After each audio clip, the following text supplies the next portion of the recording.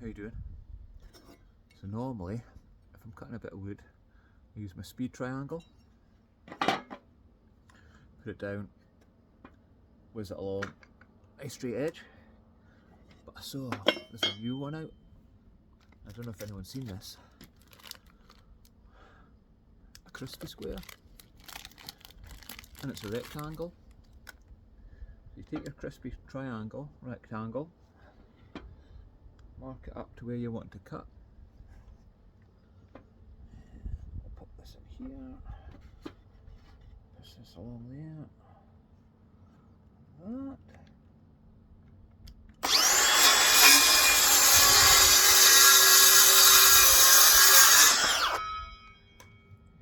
Use that, straight edge.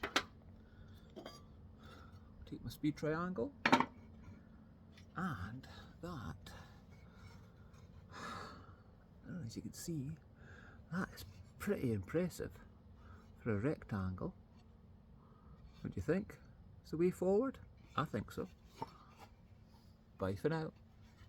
Oh, and pretty tasty as well. Win-win. Bye for now.